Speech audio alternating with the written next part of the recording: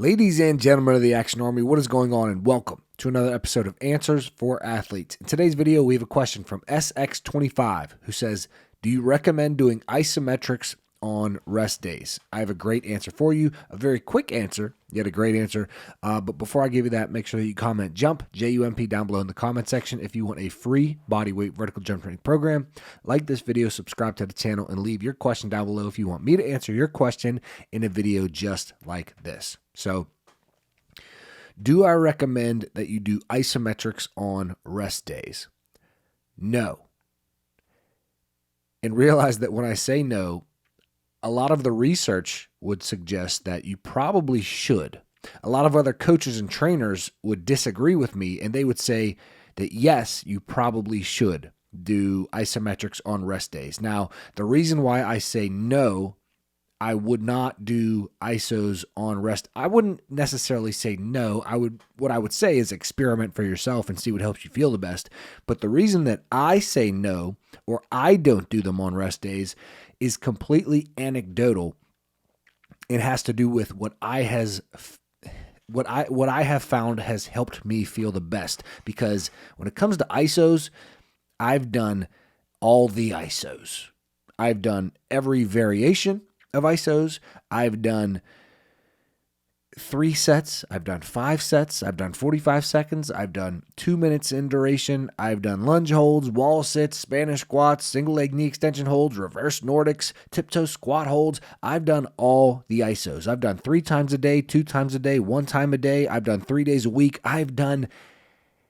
My middle name is Isometrics. Nathaniel Isometrics Morton. I've done them all. So let me tell you what has helped me feel the best. And I'm going to refer back to 2 different periods in my life. One period was where I was playing basketball 5 to 7 days a week for, 2 hours minimum, 2 hours, 3 hours, 4 hours, sometimes even 5 hours a day playing basketball. But if you're at LA Fitness and you're winning, you can't just leave. Huh? Hey, I'm done. Bro, come on, bro. You can't just leave. And then the other period of my life, which is right now for the past, I'd say, year or so, is I do not play nearly as much basketball. I play 1 day of basketball. Actually, I don't play any real basketball right now. I was in the previous year, I've played in, 1 to 2 men's leagues. So every Sunday I would play in a men's league. And right now I don't play in any men's leagues. I just play against the kids on my team. By the way, the best player on my team just beat him 7-3. How unfortunate. He's in his prime. I'm 33 years old. I don't even hoop. Yet I still busted his ass. Unfortunate for him. Anyways, I'm going to refer back to these 2 times, and I'll tell you what frequency of isometrics I did that helped me feel the best during these 2 different times.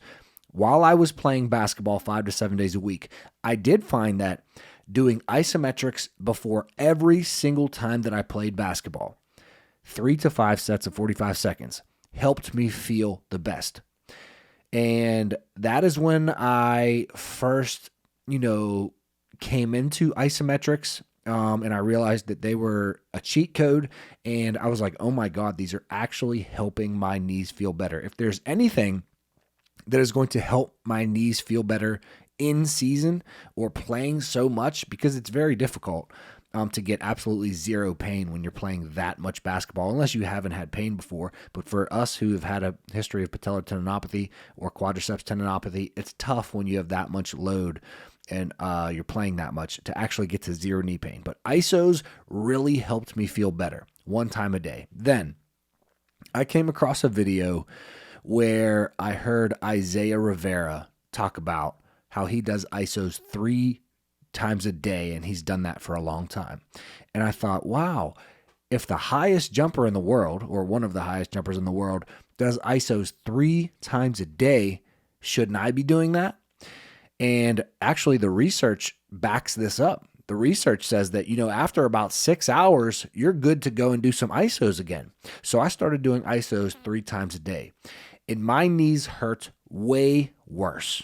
Why? Because I was already doing so much basketball. I was doing so much activity and adding more ISOs on that, where if you're aiming for 70% maximum voluntary contraction, when you're doing the ISOs hard, like it just overloaded the capacity of my tissue. It was just too much. So I started doing it 2 times a day. Still too much. 1 time a day before basketball was the sweet spot. And at this time, I did do ISOs on my rest days.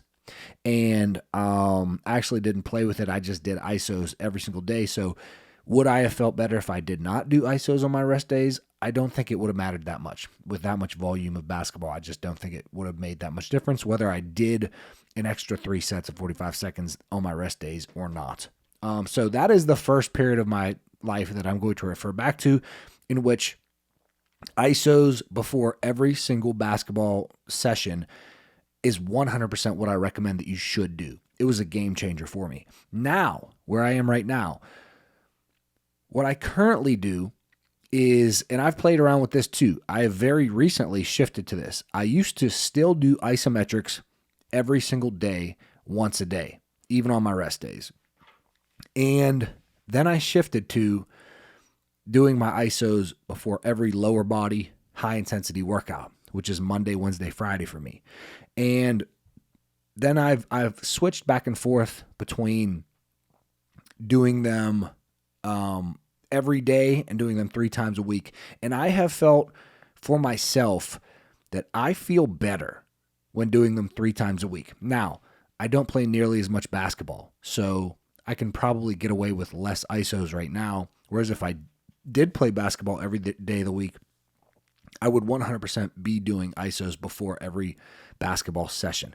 But as far as my rest days, when I don't have high intensity sessions, I like to not do ISOs on those days, and here's why.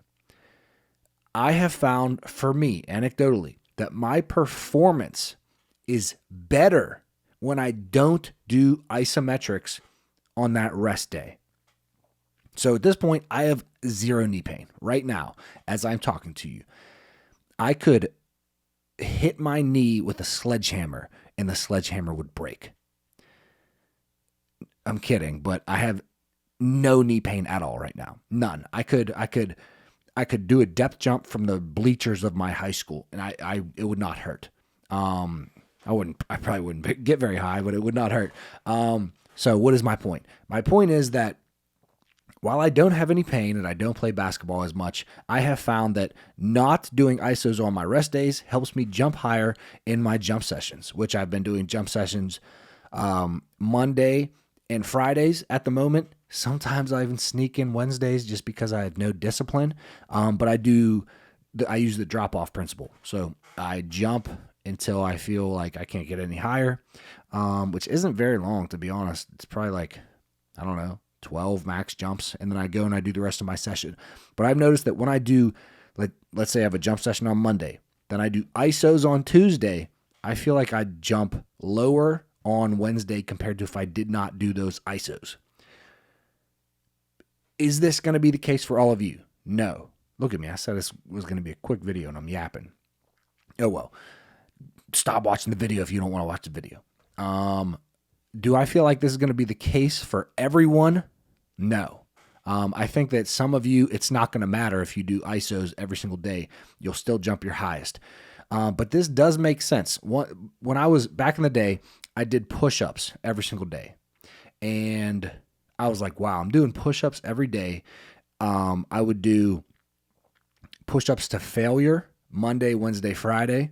And then I would do push-ups. I would do like 3, I really can't remember, 3 sets of half of my number of push-ups to failure. So let's say I could do 50 push-ups to failure on Monday. On Tuesday, I would do 3 sets of 25. On Wednesday, I would do to failure again. And I thought to myself, wow, my bench press is going to be fucking bananas. My bench press is going to go through the roof. My max number of push-ups that I can do is going to go through the roof. And while my max number of push-ups barely went up, my bench press actually went down the next couple times that I tested it. And I thought, why? It's because I was fucking doing push-ups every single day, day after day after day after day after day. I actually might have been doing more than 1 set to failure. It might have been 3 sets to failure and 5 sets to half of failure. But I was just crushing my body with push-ups, and I didn't allow for any rest and recovery at all. It was just, I was doing a challenge where I just did it day after day after day. And my bench press went down. And it makes sense because my central nervous system was probably crushed. Now, the same thing probably goes for isometrics in your training session. If you do isometrics 3 times a day at 70% maximum voluntary contraction, you're probably going to be a little bit crushed, hence why I jump lower. Now, depending on the ISO, you can do a wall sit, like a body weight wall sit. That's not that hard, but it's still considered your ISOs. Whereas if you do really heavy leg extension or a really intense ISO, that's going to obviously fatigue you a little bit more. But on my rest days, this is completely anecdotal, I do not do any ISOs. And I have found that that works best for me. So while I used to do them 3 times a day, then 2 times a day, then 1 time a day, now I do them 3 times a week. And that is what works best for me. However, if I played basketball every day, I would do them before my basketball sessions every single day. But the main thing that you have to remember is that you need to do what feels best for you. So research is research, but like arguably, anecdotally finding what works best for you is better, in my opinion. Like sometimes it takes, I'm not gonna keep yapping because I want to be done here.